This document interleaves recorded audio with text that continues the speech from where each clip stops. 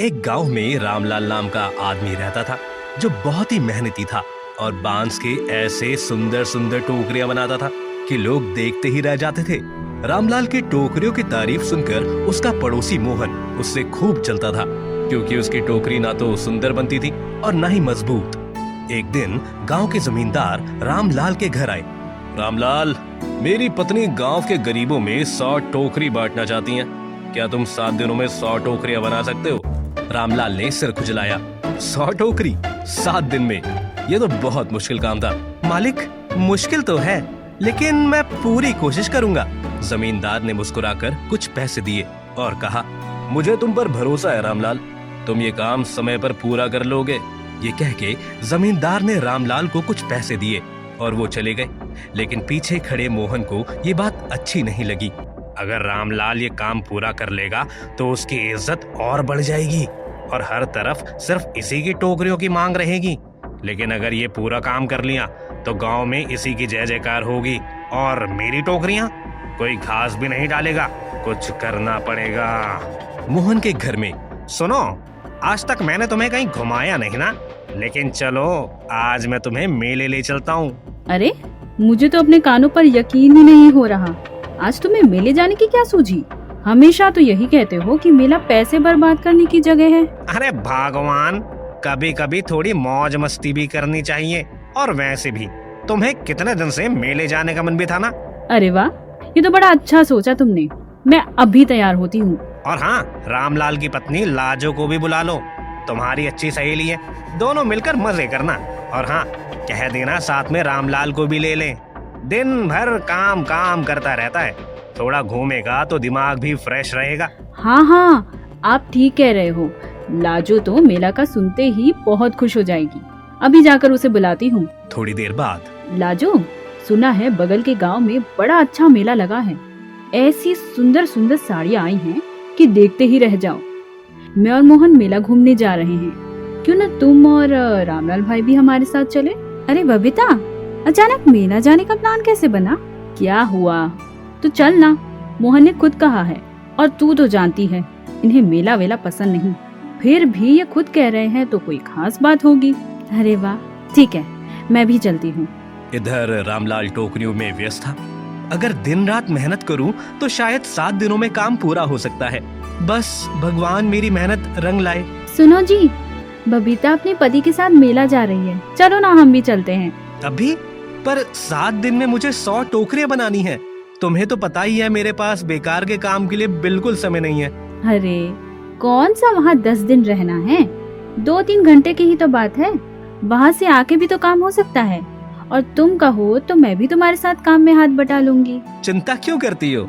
अभी मेला कुछ और दिन रहेगा, काम खत्म करके चलते हैं ना। काम काम काम, जब से ब्याह के आई हूँ बस काम का ही बहाना सुन रही हूँ। ना कभी तुम्हारा काम खत्म हुआ है और ना कभी होगा।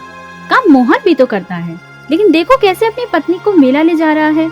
लेकिन तुम तो बस काम में ही लगे रहो। मेरी ही किस्मत फूटी थी कि मैं इस घर ब्याह के आ गई। लाजो को इतना गुस्से में देख रामलाल परेशान हो गया। उसे बिल्कुल भी समझ नहीं आ रहा था कि वो अपनी पत्नी को कैसे समझाए। तुम समझने की कोशिश क्यों नहीं कर रही हो? अगर मैं तुम्हें मेले ले जाऊंगा तो ये 100 टोकरियां समय पर कैसे तैयार होगी? लेकिन एक दिन मेले में जाने से कौन सा आसमान गिर जाएगा? मैं तुम्हारी पत्नी हूँ, तुम्हारी जिम्मेदारी भी हूँ। मैं भी तो चाहती हूँ कि तुम मेरे साथ बाहर घूमो, जैसे और लोग अपनी पत्नियों को लेकर जाते हैं। रामलाल को समझ में आ गया था कि लाजो नहीं मानेगी। उसने लाख समझाने की कोशिश की, लेकिन जब वो जिद पर आ गई तो उसे मजबूरन कहना पड़ा। ठीक है बाबा, गुस्सा मत हो, मैं तुम्हें मेले ले चलता हूँ। मोहन, जो अपने घर की खिड़की पर खड़ा सब सुन रहा था, मन ही मन मुस्कुराया। यही तो चाहता था मैं। अब देखता हूँ कि रामलाल इतने कम समय में 100 टोकरियां कैसे बना पाता है। रामलाल अपनी पत्नी को लेकर मेले चला गया। कुछ घंटे वहाँ घूमने और शॉपिंग करने के बाद वो घर की तरफ लौटने लगे। आज का दिन बर्बाद हो गया, अब मैं टोकरियां कैसे पूरी करूंगा? शाम को वो जब घर लौटे तो रामलाल की आंखें फटी की फटी रह गई। उसके आंगन में बांस की टोकरियां राख बन चुकी थी। ये क्या हो गया? उसकी पत्नी ये सब देख के फूट फूट के रोने लगी। उसके रोने की आवाज सुनकर गांव के कुछ लोग इकट्ठा हो गए। ये आग कैसे लगी? सब हैरान थे। कोई कुछ नहीं समझ पा रहा था। तभी एक औरत ने धीरे से कहा, मैंने कुछ घंटे पहले मोहन को इधर घूमते देखा था। मुझे लगता है कि आग उसी ने लगाई होगी। ये सुनकर मोहन का चेहरा लाल हो गया। उसने गुस्से से सबको घूरा और तेज आवाज में बोला, ये क्या बकवास है? मैं तो रामलाल और उसकी पत्नी के साथ मेले में था। आप लोग मुझ पर इल्जाम कैसे लगा सकते हैं? गांव वालों ने एक दूसरे की तरफ देखा। अब माहौल गंभीर हो गया था। हाँ, मोहन सच कह रहा है। वो हमारे साथ ही मेले में था। ये काम किसी और का होगा। अब हर कोई उलझन में पड़ गया। अगर मोहन ने ये नहीं किया तो फिर ये किसकी हरकत थी? गांव का माहौल गंभीर था। हर कोई परेशान था कि आखिर रामलाल की टोकरियां किसने जलाई। भगवान का भी क्या खेल है। मेहनत करने वाले के साथ ही हमेशा नाइंसाफी होती है। सही कह रहे हो काका। बेचारे रामलाल ने कितनी मेहनत की थी। रामलाल भाई, सच में बहुत बुरा हुआ, पर तुम्हें हार नहीं माननी चाहिए। अगर तुम्हें बांस चाहिए तो मैं अपने हिस्से का बांस दे सकता हूँ। धन्यवाद मोहन, पर अब हिम्मत नहीं बची। जमींदार साहब को क्या जवाब दूंगा, यही सोचकर परेशान हूँ। रामलाल को ऐसा परेशान देख के मोहन मन ही मन खूब खुश हो रहा था, मानो कुछ बड़ा प्लान कर रहा हो। अगली सुबह लाजो सब्जी खरीद रही थी। तभी वहाँ उसने मोहन को देखा, जो बहुत सारे बांस का तोल भाव कर रहा था। अरे भाई, जल्दी करो, मुझे बहुत सारा बांस चाहिए। जितना हो उतना दो और थोड़ा सही सही रेट लगाना। मुझे और भी बांस चाहिए और सब आपसे ही लूंगा मैं। अरे मोहन, अचानक इतनी टोकरी बनाने की क्या जरूरत पड़ गई? बस भाई, किस्मत चमक गई। बहुत बड़ा ऑर्डर मिला है। लाजो को ये सुनकर शक हुआ। वो धीरे से मोहन का पीछा करने लगी। मोहन का घर। मोहन जैसे ही घर पहुंचा, बबीता ने चौंक कर बांस के ढेर को देखा। आपको हो क्या गया है? कई दिनों से बांस पर बांस खरीद रहे हो। पहले से ही घर में टोकरियां भरी पड़ी हैं और अब और बना रहे हो। जानते नहीं हो कि चूहों का कितना आतंक है? एक रात में ही तुम्हारी सारी मेहनत पर पानी फेर देंगे। अरे मैंने उसका भी इंतजाम कर लिया है। बस तुम देखती जाओ कैसे फटाफट ये मेरी टोकरियां बिकती हैं। पर खरीदेगा कौन? जमींदार। मोहन की बात सुनकर बबीता के साथ साथ लाजो भी सन्न रह गई। क्या आपको पहले से पता था कि रामलाल की सारी टोकरियां नष्ट होने वाली हैं? हाँ, मुझे पहले से पता था। लेकिन कैसे? अरे मुझे क्यों नहीं पता होगा? आखिर मैंने ही तो टोकरियां जलाई हैं। ये सुनकर उसकी पत्नी का चेहरा फक पड़ गया। लेकिन आप मेले में थे हम सबके साथ। मोहन ने एक जोरदार ठहाका लगाया। अरे मैं थोड़ी देर के लिए मेले से गायब भी तो हुआ था। इन सब बातों को सुनकर लाजो को मानो जैसे किसी ने जमीन से जकड़ लिया हो। उसका पड़ोसी ही उसके पति के खिलाफ इतना बड़ा षड्यंत्र रच रहा था और उसको भनक तक नहीं लगी। तो ये सब मोहन ने किया, ये सब उसकी चाल थी। अब चुप बैठने का समय नहीं, कुछ करना होगा। वो तेजी से घर आई। रामलाल, तुम्हें यकीन नहीं होगा मैंने क्या सुना। अरे क्या हुआ? इतनी घबराई हुई क्यों हो? जिस इंसान को तुम अपना दोस्त समझती थे वही तुम्हारी बर्बादी का कारण है। वो मोहन वही है जिसने तुम्हारी टोकरियां जलाई। क्या? ये तुम क्या कह रही हो लाजो? तुम्हें कोई गलत फहमी तो नहीं हुई? गलत फहमी नहीं हुई है। मैं खुद उसके घर के बाहर छिपकर उसकी बातें सुन रही थी। उसने अपनी पत्नी को साफ साफ कहा है कि उसने ही आग लगवाई थी ताकि जमींदार की टोकरियां खुद बेच सके। धोखेबाज! ये मैंने कभी सोचा भी नहीं था कि वो इतनी नीच हरकत करेगा। हाँ, मुझे भी यकीन नहीं हो रहा कि वो हमारे साथ ऐसा कर सकता है। अब हम ऐसे हाथ पर हाथ रखकर नहीं बैठ सकते। उसके किए की सजा उसे मिलनी चाहिए। लेकिन कैसे? बताओ, हमें क्या करना चाहिए? अब मोहन की चाल उसी पर उल्टेगी। आज फिर से टोकरियां बनाएंगे। रामलाल ने निराशा से सिर झुका लिया। इतने कम समय में कैसे होगा? और अब तो पैसे भी नहीं है। लाजो ने बिना एक पल गवाए अपने हाथों से सोने के कंगन उतारे और रामलाल के सामने रख दिए। ये लो मेरा कंगन, इन्हें बेचकर बांस ले आइए। लेकिन इस बार टोकरी हम अपने पुराने आंगन में नहीं बनाएंगे।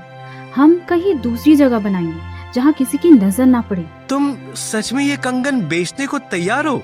हाँ, क्योंकि मुझे पता है कि हम फिर से कंगन खरीद लेंगे, लेकिन फिलहाल इज्जत से बढ़कर कुछ नहीं।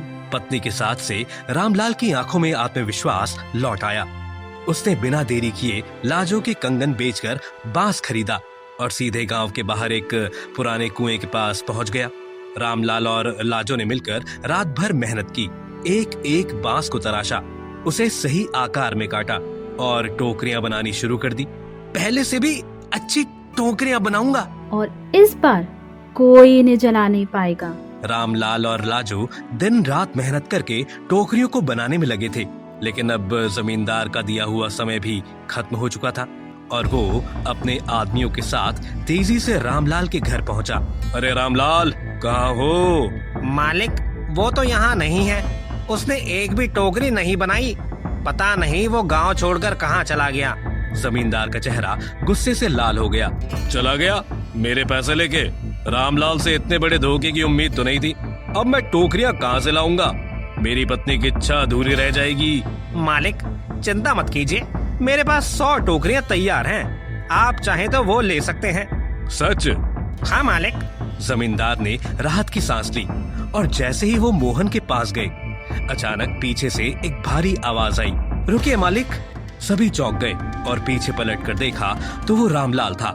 सभी की निगाहें रामलाल पर टिक गई। अरे रामलाल, तुम कहाँ थे?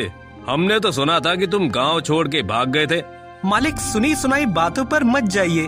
मेहनत करने वाला इंसान कभी भागता नहीं। ये कैसे वापस आ गया? मेरे सारे प्लान पे पानी न फेर दे।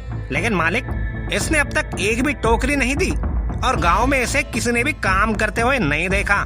पक्का इसने एक भी टोकरी नहीं बनाई है। चिंता ना करो मोहन, जब कोई सच्चा मेहनती काम करता है ना तो ढिंडोरा नहीं पीटता। तो फिर टोकरियां कहाँ हैं? फिर रामलाल ने इशारा किया और गांव के बाहर से बैलगाड़ी में ढेर सारी चमचमाती टोकरियां लेकर लाजो आ गई। इतने कम समय में रामलाल ने इतने सारी टोकरियां बना ली थी। ये देख मोहन के साथ साथ पूरे गांव वाले हैरान थे। मालिक, ये रही आपकी 100 टोकरियां। इस बार पहले से भी मजबूत और पहले से भी ज्यादा खूबसूरत। जमींदार ने टोकरियों को ध्यान से देखा, फिर एक टोकरी उठाई और जमीन पर जोर से पटका। तुम्हारी टोकरियां न सिर्फ देखने में सुंदर हैं, बल्कि मजबूत भी हैं। अब इसे जल्दी से मेरे महल पहुंचा दो। तुम पहले ही 1 घंटा लेट हो गए हो। माफ कीजिएगा साहब, वो हम इन टोकरियों को छुपा के गांव के बाहर बना रहे थे, इसलिए लाने में देर हो गई। लेकिन गांव के बाहर क्यों? और ऐसा क्या हुआ कि तुम्हें इन टोकरियों को छुपा के बनाना पड़ा? क्योंकि हमें डर था कि कोई इसे नष्ट न कर दे। दरअसल कुछ दिनों पहले किसी ने हमारी सारी टोकरियों में आग लगा दी थी। किसकी इतनी जरूरत हुई कि वो मेरी टोकरियों में आग लगाए? रामलाल, क्या तुम्हें किसी पर शक है? मुझे शक ही नहीं बल्कि यकीन है कि इसके पीछे मोहन का हाथ है। ये सुन के हर कोई हैरान हो जाता है, जबकि मोहन तुरंत बचाव की मुद्रा में आ जाता है। कैसी बातें कर रहे हो भाभी जी? आपके पास क्या सबूत है कि मैंने ही टोकरियां जलाई हैं? हाँ, मैं हूँ सबूत। मैंने आपकी और आपकी पत्नी की बातें सुन ली थी जब आप बड़े गर्व से कह रहे थे कि कैसे मेले से आकर टुकड़ियों में आग लगाया था। ये सुनकर सभी दंग रह गए।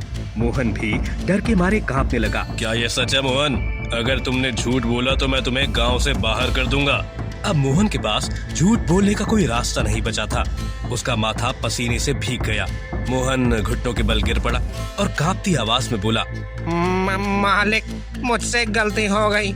मैं बस चाहता था कि रामलाल आपसे किए गए वादे को पूरा ना कर पाए, ताकि मैं अपनी टोकरियां बेच सकूं। धोखेबाज, तूने न सिर्फ रामलाल का नुकसान किया बल्कि जमींदार साहब को भी धोखा दिया। मालिक, मुझे माफ कर दीजिए। मुझे रामलाल से जलन हो गई थी। मैं देख नहीं सका कि आप उसे इतना मान सम्मान दे रहे हैं। मेरे मन में लालच आ गया था, इसलिए मैंने ये सब किया। मोहन भाई, लालच और जलन किसी का भला नहीं करते। अगर तुमने मेहनत की होती तो तुम्हें भी सफलता मिलती। मैंने कई रातें जागकर मेहनत से अपनी टोकरियां तैयार की थी।